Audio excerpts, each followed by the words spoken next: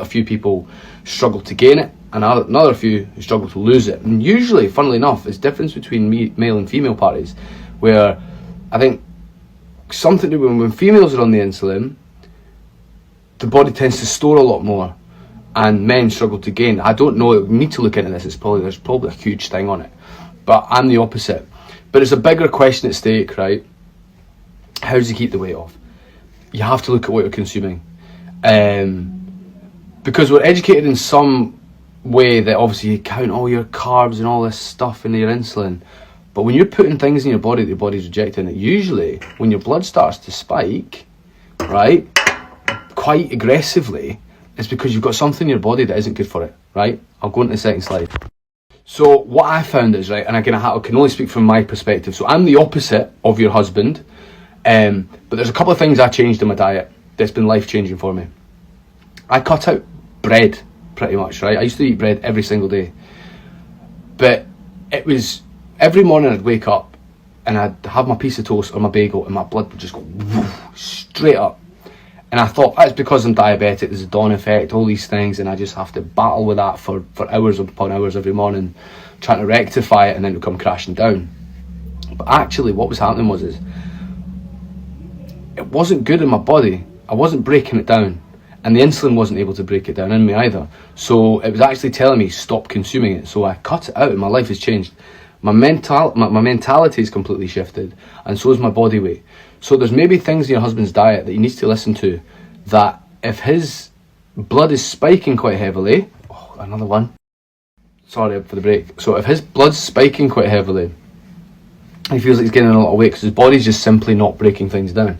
If he can pick out what those things are, it could be gluten. There might be a huge relationship between gluten and sort of factory made carbs and insulin not breaking these things down and people gaining weight, right? He has to start looking, what's making me feel lethargic, what's making me feel daft? Okay, carb heavy things. Start trying to cut them out and replace them with other things, i.e. rice or oats, instead of bread and things in the morning. That'll cause a huge shift in them. Plus calorie intake, all of those things. But as soon as you start eating heavy massed carbs like this, it's high GI, low GI stuff. It's really interesting. But it could be something to do with that. Now, if he manages to rectify that and gain some energy, after his 12-hour day, he's going to want to go out for a walk. He's going to want to maybe go to the gym. It'll completely benefit this and this. Trust me on that. Trust me.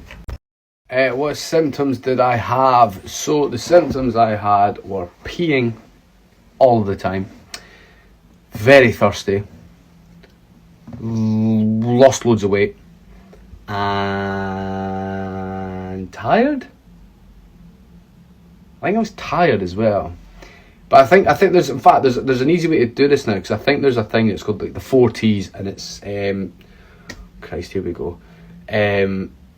Toilet, tiredness, thinner, and the other one. Toilet, tiredness, thinner, thirsty. That's it, the 4 T's. The 4 T's, I think, is what they've sort of said. These are your symptoms. I might be wrong, but I think that's what it is. So they're things to have a look out for. Yeah, man. It's like, how do I get through the hard times? I almost want to say day by day, but that sounds really like, day by day, I'm getting through. Like, nah, I don't know. Like, you just go, bloody hell, blood's a nightmare there. What's going on there? It's annoying. Like, it's just annoying, but that's it. I just go, fuck's sake, excuse my language, but come on, man. It's frustrating.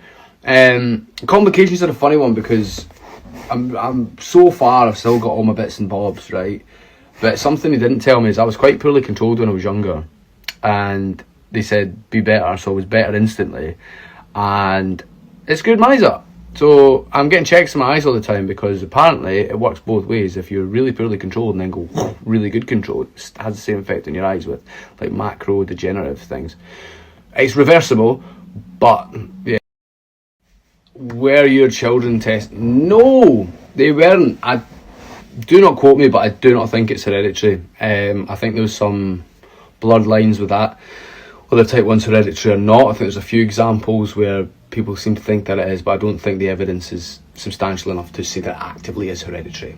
Basically, autoimmune disease. I got really ill when I was younger, and my body just went, it's your fault, bam, pancreas, see in a bit, diabetes. Do you know what I mean? Like, I was like, oh, okay, cheers for that, white blood cells, bastards. And then gave me diabetes. It was just luck of the draw, mate. Like, I don't think it's hereditary. I don't expect my boys to get it, touch wood, but yeah, I'm so bad at this, man. Yeah, that's a tough one. 98, that's high. So all I would say is a couple of things that you can take back into his own power. If he's not got a Libra sensor, get a Libra sensor or a Dexcom. In fact, you should maybe push for a Dexcom if you do that in the NHS.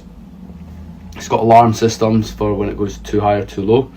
Having that device, and I know a guy that I work with, has changed his life. Having the sensors changed his life. His control, his look, his outlook, everything's just amazing now. Get a sensor and absolutely push for a pump if you can get a pump. Do the classes on getting a pump. I don't have one, but I know I've spoken to people whose HbA1cs have been sometimes even higher than that, and it's changed their life. Speak to your diabetes team and absolutely go down that avenue. I think that will help massively because it takes everything, simplifies it and puts it back into his control. Because I've probably bored you all to tears now, but I'll come on and do some more later. Hello, I am back, this time with a hat. I don't know if I could trust myself to do a live, to be honest. In fact, you know what? If I put a little thing, I could maybe do one tonight if you fancy. Do a little. Now, this is a very good question. Thank you, Andy, my old mate. Do you change injection sites? Yes, I do. I do mine in my arms, right? But I've still got a little flabby bit because I used to do my insulin in my stomach quite a bit, and I got this little fatty pouch. It was like turns into like a pincushion essentially with fatty tissue, scar tissue. So I had to start changing my sites, but I usually stick to my arms or sometimes my legs. But I always feel like when I do it with my legs, my blood goes higher. It's like it takes ages to get up the body, even though I've only got little legs. So I feel like mentally for me, I do it with my arms. I feel like it's going to get around the body quicker, which is insane. Do you have any mental health issues or etc. anxiety? I don't think I've got any mental health issues. I don't think so. But anxiety affects everybody in different ways. It's a good actual indicator because I do find that when I am anxious or excited about going somewhere, my blood goes absolutely mental and the insulin is just almost doesn't work. So it's a really good indicator actually. Do you have any warning signs before a hypo? Yes. Mine's is usually like heaviness and like it's basically lack of oxygen to the brain, so just a bit slower, heavy. That's all I can really describe it as. There was once I was taking a really bad one when I was out, and it was so funny because I was proper struggling. I was sweating and that, and I looked dreadful. And I was standing in this bar, and it was so busy. And I was, oh, ready to be served. I'm about to drop dead. And then Callum, who I'm going to tag in this, it was brilliant. He's like, excuse me, jumps in front of everybody, this really busy bar. Excuse me, he needs an orange juice, he's diabetic. So the woman got it, he's like, can I have 4 San Miguel, 2 pints of that? I went, oh my God, I was mortified. She must have thought I was pretending, but he saved my life and he took advantage of that, so fair play Callum, right? How will Joe feel now he's got diabetes? Well, that's the story. This is the bit that's interesting that we're going to try and uncover. So, obviously, if you've watched the ep or if you're going to watch it tonight, Joel is diagnosed, and it's whether he tells people about it. Because, yes, all the time. Yeah. Yes, I am delighted that I am doing the storyline with Joe because I think it's kind of unique and. Do right, I've probably bought. Do you have